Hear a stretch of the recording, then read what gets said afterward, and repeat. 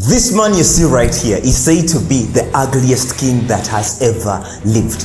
Charles II was the king of Spain. He was said to be extremely ugly. But what made him ugly will shock you. You see, the Spanish royal family wanted to keep the royal bloodline pure, and they did not want to mix royal blood with peasant blood. And guess what these people did? This family decided they will only marry their cousins, nieces, nephews, and close relatives. This is also called inbreeding. It is said they did inbreeding for over 200 years, and this is where all the problems began for Charles II. You see, the parents of Charles II were uncle and niece. Let me explain this. You see, an uncle married his niece and they had Charles. So you now know how messed up this whole thing was. These marriages between close relatives caused a lot of diseases and early deaths among these Spanish royals. But Charles II suffered the most. This man had a very long jawline. He also suffered a condition that made him abnormally short with an abnormally large head compared to the rest of the body. On top of that, he was very weak. It is said when he went to pee, his urine had traces of blood. This man could not even chew solid food because the upper teeth and lower teeth could not meet. Actually, historians also noted that his tongue was too large, which made speaking and talking difficult for him.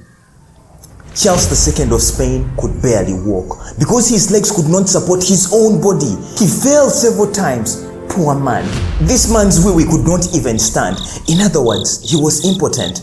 Because of this, he could not father any children. Unfortunately, Charles passed away when he was just 35 years after suffering a disease that filled his head with water. When an autopsy, or call it a postmortem, was carried out onto Charles's body, the doctor found out Charles had only one testicle and it was as black as coal. Then his intestines were all rotten. On top of that, his body had no droplet of blood. This man was very miserable. Very miserable. You see, last time I was scrolling through my social media feed and I saw this video clip where a religious leader was advocating and encouraging people, telling them it's okay for the people of the same clan to marry one another. I was kind of disturbed that the person of this caliber could be an advocate of something like that.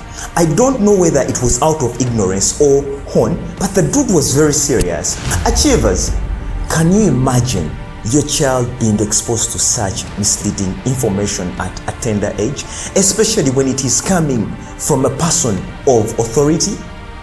The children would think it's okay to engage into sexual activity with their fellow siblings and relatives. Guys, this is wrong.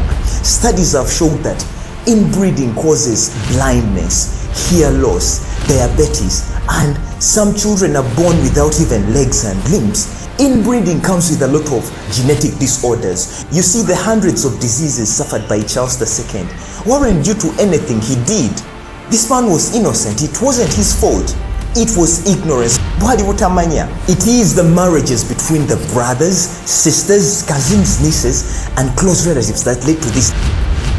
These guys did this for over 16 generations. This eventually led to the collapse of the whole Spanish Empire because of Charles's inability to bear children. In old civilizations like Buganda Kingdom, the solution to this was grouping people with different genetic traits according to what they call clans. And every clan was given a totem for spiritual significance. This was done to avoid such health problems. The Baganda understood that the existence and success of the kingdom relied on a healthy, strong population. And it was a way of helping people reach the greatness of their genetic potential. So you now know why Buganda Kingdom and its civilization has been around for over 1,000 plus years. Before you dismiss culture, norms and customs because a religious leader asked you, and before you call African civilization satanic, it is best you step back and start with why. Maybe when you start with why, you will get enough reason to keep yourself on the right path. This video is not about King Charles, neither is it about ugliness. This video is about you.